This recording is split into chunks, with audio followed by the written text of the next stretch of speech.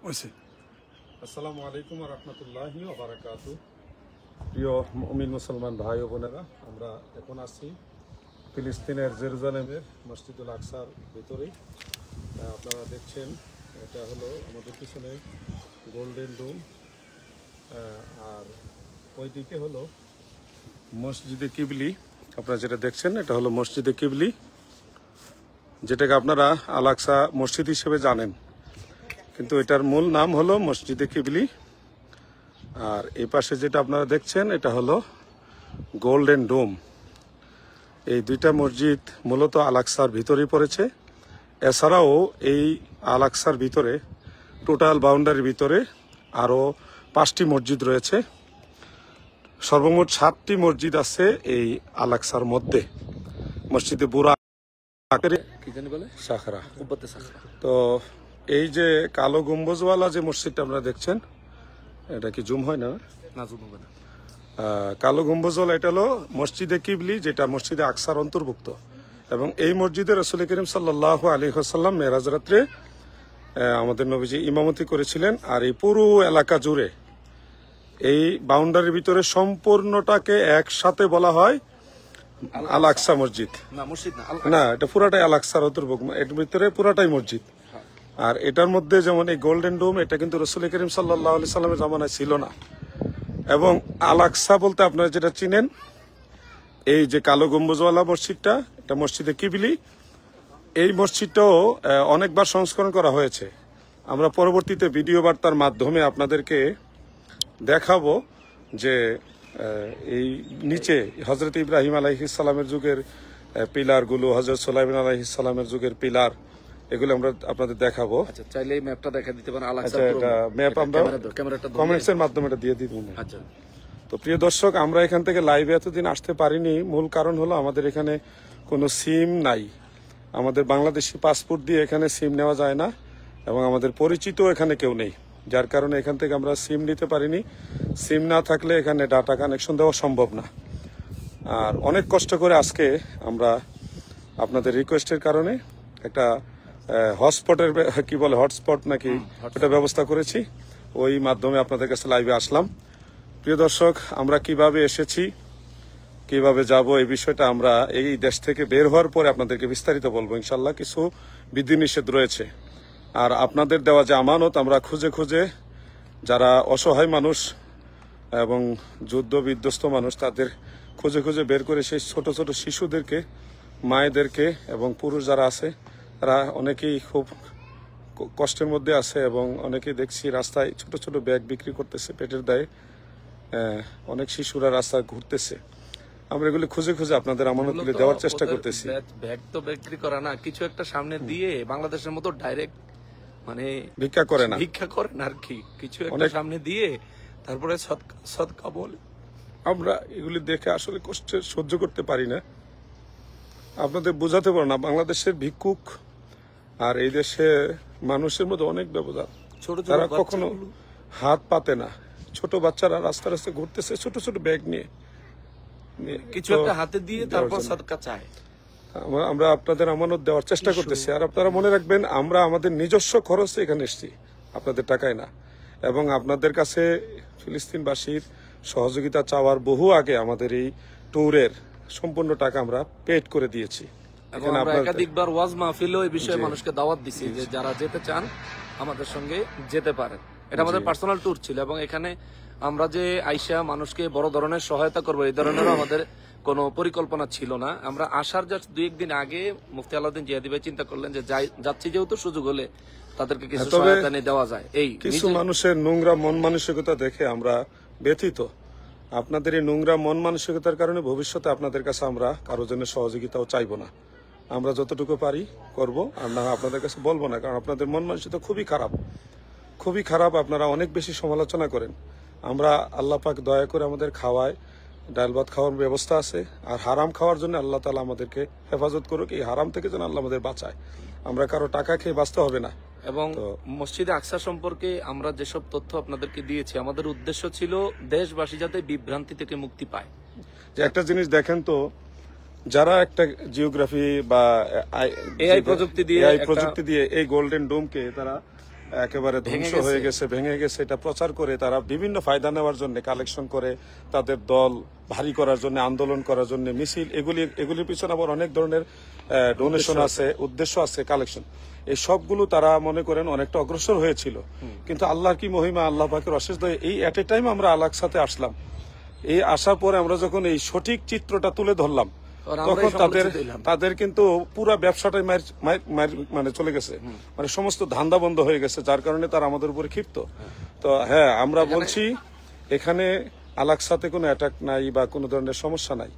মসজিদুল আকসা নিরাপদ, আমরা নিয়মিত ঢুকতেছি, বের হচ্ছি, মুসল্লিরা নামাজ পড়তেছে, আসতেছে, যাচ্ছে, কোনো অসুবিধা নেই। তবে যেই এলাকায় আমাদের মুমিন মুসলমান ভাইয়েরা গণহত্যার শিকার হচ্ছে, সেই এলাকাগুলো হলো আপনারা জানেন রাফা, গাজা, ওই অঞ্চলে ফুল সিল্ড, এবং এটা টোটালি সিল্ড, ওখানে যাওয়ার কোনো বন্দোবস্ত নাই, এবং স্থানীয় যারা তারাও যেতে পারবে না। গোল্ডেন ডোম সম্পর্কে একটা গুরুত্বপূর্ণ তথ্য হচ্ছে, এই গোল্ডেন ডোম এই বানানোর পর থেকে কখনোই এখানে হামলা হয়নি।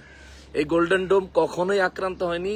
যেই ছবিটা দেখছেন এটা এআই প্রযুক্তি দিয়ে বানানো, এবং এই ছবির পার্থক্য আমরা ইতিপূর্বে আমাদের আইডি থেকে পোস্টের মাধ্যমে আপনাদেরকে দিয়েছি যে কোন কোন জায়গায় পার্থক্য রয়েছে। ভবিষ্যতে যখনই গোল্ডেন ডোম হামলা হয়েছে, এই ধরনের কোনো তথ্য আসবে, আমরা আন্তর্জাতিক মিডিয়ার তথ্য ছাড়া, আন্তর্জাতিক মিডিয়ার ভিডিও চিত্র প্রচারণা ছাড়া আমরা কখনো এগুলি বিশ্বাস করে কারো হাতে আমাদের আরেকটা বিষয় আমি শেয়ার করি। আমাদেরকে অনেকে বলছেন আমরা মসজিদুল আকসা চিনি না, এটা একটা হাস্যকর বিষয়। আমি আগেও একবার এখানে আসছি, আপনারা জানেন, আমি ফিলিস্তিনে আল-আকসা মসজিদে আরেকবার আসছি। আমার নকশবন্দি ভাই এবার আসছেন, আমার কাশিমি ভাই আসছেন, আমাদের ইউনুস ভাই আছে, এই যে ইউনুস ভাইকে নিয়ে আমি অনেক দেশে সফর করেছি, এবার উনি আসছেন। তামিম বিল্লাহ সাহেব, তিনি তো গতকাল লাইভ দিয়েছেন, আপনারা দেখেছেন, লাইভ না ভিডিও বার্তা দিয়েছেন।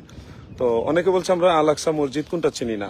আসলে বাস্তব জিনিসটা আপনি জানেন না ভাই, সম্মানের সাথে বলছি, এখানে একটা বাউন্ডারি আছে অনেক বড়, এই বাউন্ডারি পুরো জায়গাটাই হলো আল-আকসা মসজিদ, পুরো জায়গাটা। এবং একসময় গোল্ডেন ডোম এই মসজিদ ছিল না, এবং আপনাদেরকে যেটা দেখাচ্ছি, যেটা আল-আকসা হিসেবে আপনারা চিনেন, এটা এই মসজিদটাও একসময় ছিল না, এটা মাটির নিচে মসজিদ ছিল, মাটির নিচে। এবং ওইখানে আল্লাহর হাবিব ইমামতি করছেন। এই মসজিদের নাম হলো মসজিদে কিবলি, মসজিদে কিবলি, এবং দুইটা পাশাপাশি। আমরা এই গোল্ডেন ডোমকে সামনে রেখে বা আমাদের পিছনে রেখে একটা পিকচার দিয়েছিলাম। উদ্দেশ্য ছিল যে বাংলাদেশে যারা মিথ্যা প্রচারণা করছে তাদেরকে বোঝানো যে আপনারা এটা সত্য বলছেন না, হ্যাঁ, বিভ্রান্ত হবেন না। তো তারা মিথ্যা কথা বলতেছে, এতে কারো কোনো কিছু কিছু ভাইদের অসুবিধা হচ্ছে না, কিন্তু আমরা সত্যটা বলা তো অসুবিধা হলো। আমরা তো বলছি না যে ফিলিস্তিনের সব মুসলমান নিরাপদ, আমরা এটা বলিনি। আমরা বলছি এখান আল-আকসাতে যারা আছেন তারা নিয়মিত নামাজ আদায় করছেন, এখানে কোনো প্রবলেম নেই। তো হ্যাঁ, আমি কিছু রাষ্ট্রীয় বিধিনিষেধের কারণে অনেক কথা আছে, আমি এখন বলবো না। আমি দেশে এসে আপনাদেরকে জানাবো। কিছু পরামর্শ আমি যুব সমাজের উদ্দেশ্যে দিব। সকল যুবক ভাইরা, বাংলাদেশের সমস্ত মুমিন মুসলমান ভাইরা, আপনাদের জন্য স্পেশালি কিছু পরামর্শ আমি এবং নকশবন্দি ভাই, কাশিমি ভাই দিব ইনশাল্লাহ। এখন অনেক কিছু বলা যাবে না। আর এখানে আমরা আসলাম কিভাবে, এটা কিভাবে আসলাম বিস্তারিত বলার একটা সময়ের ব্যাপার। আমরা যেভাবে আসার প্রসেসিং যেটা করা দরকার, আজমির শরীফ যেতে হলে আপনাকে ইন্ডিয়ার ভিসা নিতে হবে। আর আপনি যদি বলেন আমি আজমির শরীফ যাবো, ইন্ডিয়ার ভিসা নিব না, এটা অসম্ভব।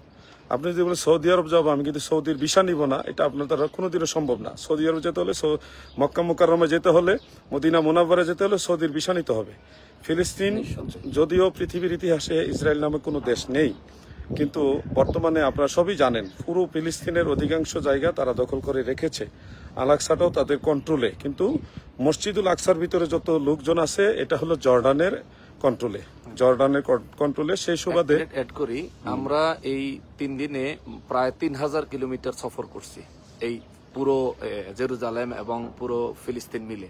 কোন জায়গায় আমরা ফিলিস্তিনের কোনো পতাকা দেখিনি, সব জায়গায় রাস্তার মধ্যে এটা বলার দরকার নাই, সমস্যা না, ওরা দখল করছে। যে এই জিনিসটা বোঝানোর জন্য হার্ড করে বলেন না, সমস্যা আছে। আমরা কিছু বিধি নিষেধের কারণে অনেক কথা বলবো না, সবকিছু ফেসবুকে বলবেন না, সবকিছু আপনি অফ থাকেন, সমস্যা ফেস লাগাবেন আপনি। আমরা কিছু বিধি নিষেধের কারণে অনেক কথা বলবো না, আমরা দেশে আসে আপনাদের কাছে শেয়ার করবো ইনশাল্লাহ। হ্যাঁ, আমরা যে লাইভে আসছি এটাও নিয়ে যদি কারো সন্দেহ থাকে তাহলে আমি 2-1 কমেন্ট পড়ি, কারণ আমাদের বাঙালি এটা আজব জাতি, আজব জাতি। লাইভে আসছি এটাও সন্দেহ করবে। এমডি খোকন খান তিনি লিখেছেন মাশাআল্লাহ, দোয়া করবেন। মুস্তাফিজ তালুকদার তিনি সালাম দিয়েছেন, ওয়ালাইকুম সালাম। আমাদের রনি সাহেব তিনি একটা দোয়া দিয়েছেন, এবং আরো অনেকেই কমেন্টস করেছেন। এম তুফাইল আহমেদ। দোয়া করি আল্লাহ তাআলা আপনাদের শহীদ হিসেবে কবুল করুক। আপনার দোয়ার সাথে আমরা আমিন বললাম। আমিন। আল্লাহ তাআলা যেন আমাদের কবুল করেন, আমিন। আরেকজন এমডি রাব্বি লিখেছেন, কেমন আছেন প্রিয় হুজুর? আশা করি আপনাদের সন্দেহ আর থাকবে না যে আমরা লাইভে আসছি। এটা যে লাইভ, আপনারা এরপর সন্দেহ করবেন না, আশা করি। আপনাদের কারো ইমার্জেন্সি কোনো কোশ্চেন থাকলে আপনারা দিতে পারেন, আপনাদের সেটা আমরা বলার চেষ্টা করব।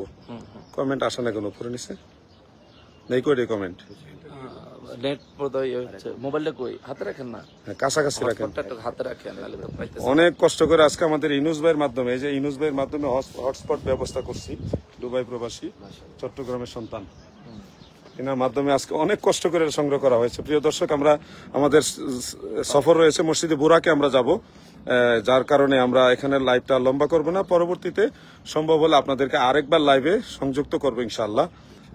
যদি সম্ভব হয় আপনারা এটা শেয়ার করেন, সবার কাছে মেসেজটা পৌঁছে দেন, আমাদের জন্য দোয়া করবেন, আমরা আপনাদের জন্য দোয়া করবো ইনশাআল্লাহ। আরেকটা ইনফরমেশন হচ্ছে যে আমরা তো বলে আসছি যে আমাদেরকে এই দেশের সরকার সিম দেয় না, কিন্তু এখন প্রশ্ন হতে পারে যে আমাদের সঙ্গে সফর সঙ্গে ইউনুস ভাই ওনাকে কিভাবে সিম দিল না।